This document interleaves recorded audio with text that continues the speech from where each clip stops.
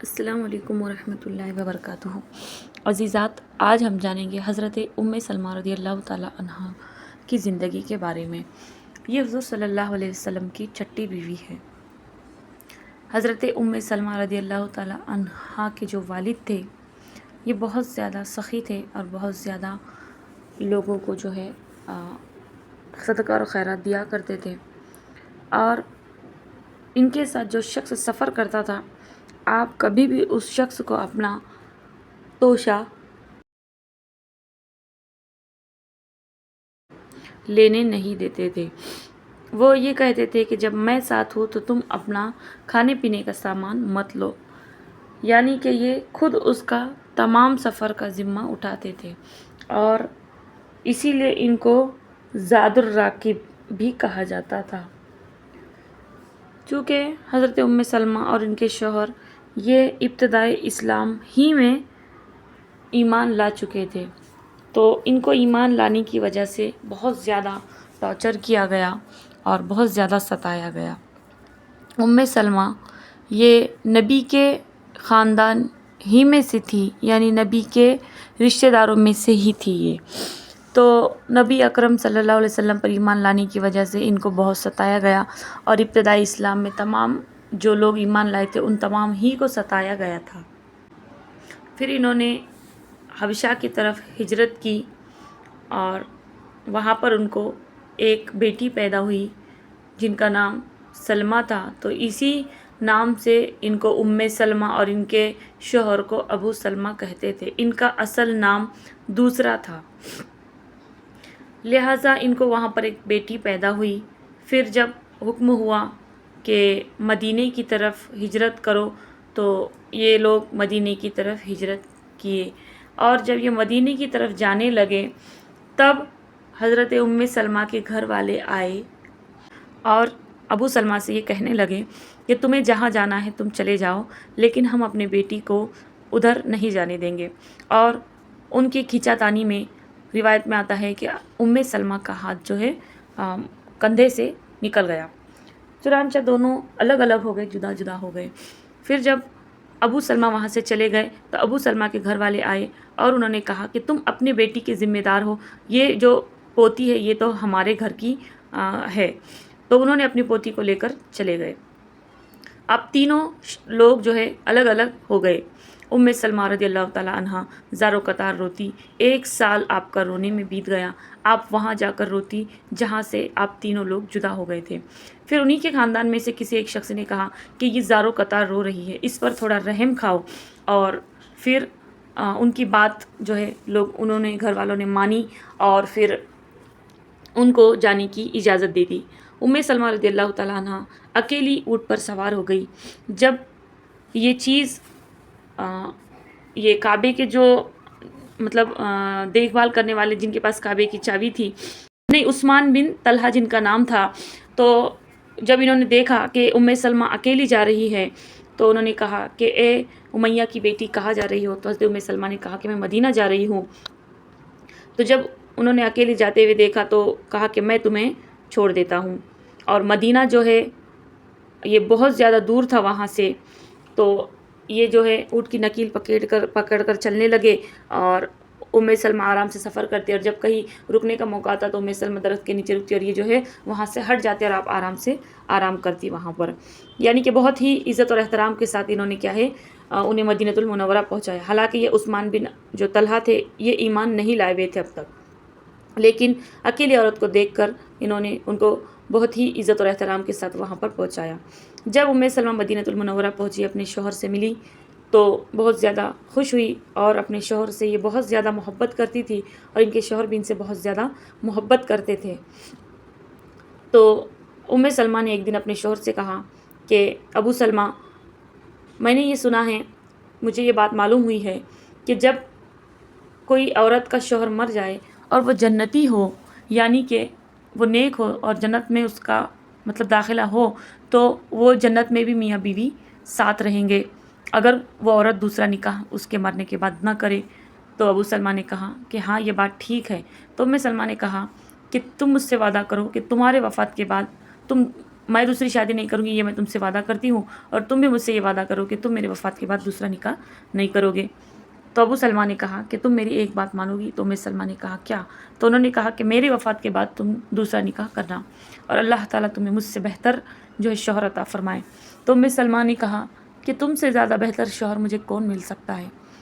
لیکن ابو سلمہ نے یہ دعا کی کہ اللہ ام سلمہ کو مجھ سے بہتر شوہر عطا فرما، ایسا شوہر جو انہیں کبھی غم نہ پہنچائے۔ اللہ نے یہ آپ کی دعا قبول کی۔ ام سلمہ کہتی ہے کہ میں یہ دل میں سوچ رہی تھی کہ مجھے ان سے زیادہ بہتر کون شوہر مل سکتا ہے، لیکن جب میرا نکاح حضور صلی اللہ علیہ وسلم سے ہوا تو میں سمجھ گئی کہ ابو سلمہ کی دعا جو ہے قبول ہو گئی۔ البتہ ان کے شوہر جو ہے جنگ بدر اور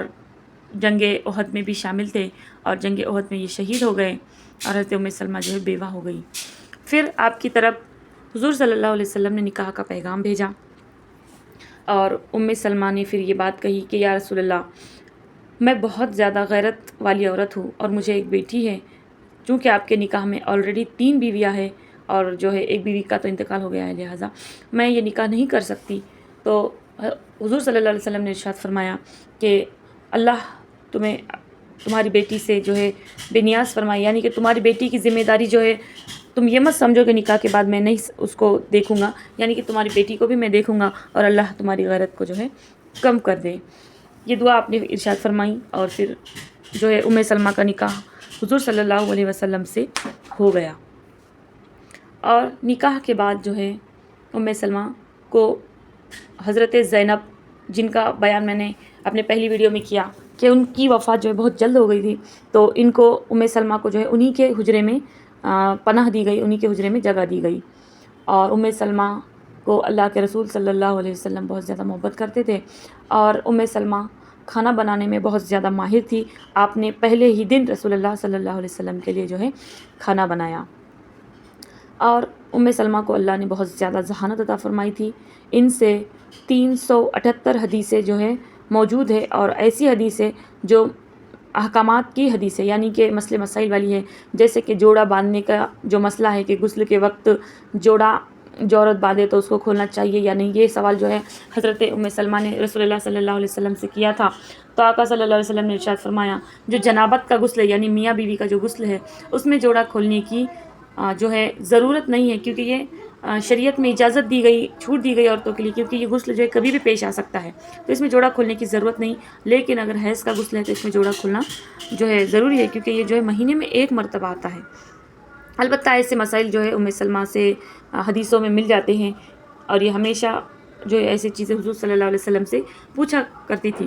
آپ نے کچھ موئی مبارک حضور صلی اللہ علیہ وسلم کے بطور تبرک جو ہے اپنے پاس سنبھال کر رکھے تھے، جس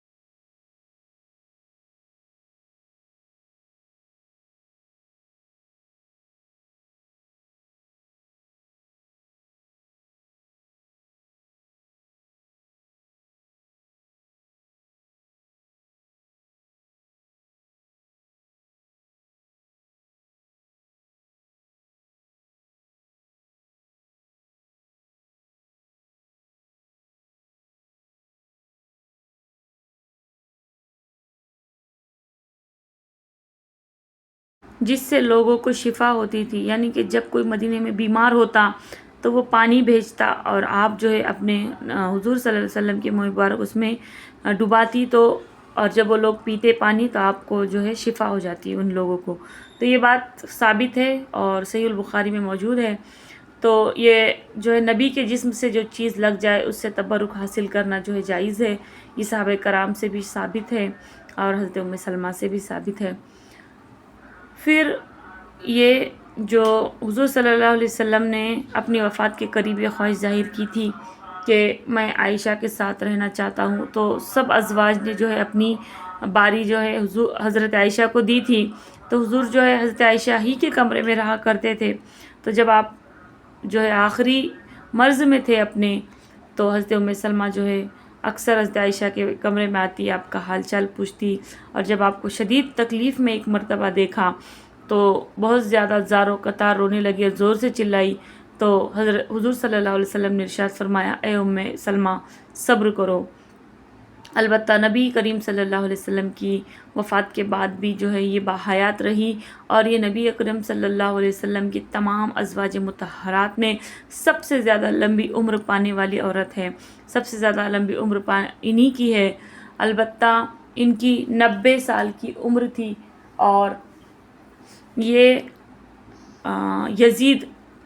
بن معاویہ کے دور میں بھی جو ہے موجود تھی۔ نواز رسول یعنی کربلا کے واقعہ جو ہے ان کے موجودگی میں ہوا، یہ باحیات تھی۔ آپ کو بہت زیادہ رنج و غم پہنچا امام حسن اور حسین کو شہید کرنے کی وجہ سے۔ البتہ پھر ان کی جو ہے اسی دور میں یزید بن معاویہ کے دور میں جو ہے وفات ہوئی، اور ان کو جنت البقیع میں مدفون کیا گیا۔